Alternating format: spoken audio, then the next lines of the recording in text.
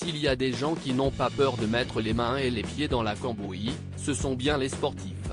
Toujours prêts à se dépasser et même à flirter avec leurs limites pour certains, la plupart d'entre eux peuvent aller jusqu'à se blesser sans se plaindre. Si est le cas de Benoît Paire, célèbre tennisman français, connu pour ses coups de sang réguliers sur le court. Mais visiblement, l'ancien compagnon de la chanteuse Cher ne jure pas uniquement par le tennis. Sur son compte Instagram, l'homme de 33 ans est très actif. Proche de ses fans, il partage régulièrement ses diverses activités et est même prêt à entrer dans les détails les plus intimes de sa vie de sportif. Pour preuve, ce mardi 13 décembre 2022, il s'est emparé de son compte pour publier, en story, une photo peu ragoûtante de ses pieds. Et le moins que l'on puisse dire si est que ces derniers ont l'air d'avoir particulièrement souffert. En plus d'être tordu et rougi par l'effort, on peut également apercevoir de nombreuses veines saillantes tout le long des os.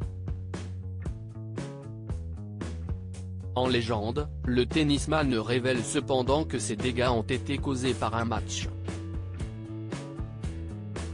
de foot. Sympa le foot.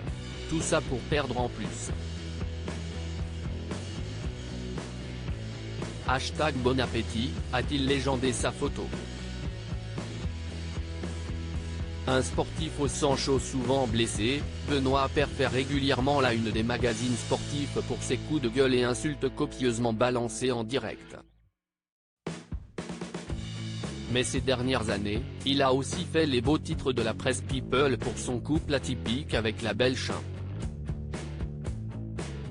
Ensemble pendant 2 ans, entre 2015 et 2017, les deux tourtereaux ont cependant tout fait pour rester discrets.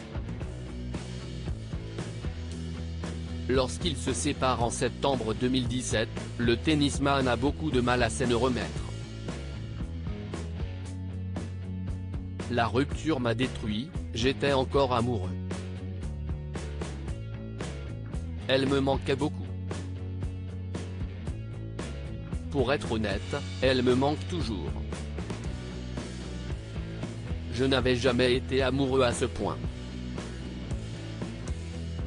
3 ans après, je suis encore capable de parler d'elle avec émotion, avouait-il dans la préface du livre Out, Histoire dingue et décalée, le tennis comme vous ne l'avez jamais vu, publié en 2020.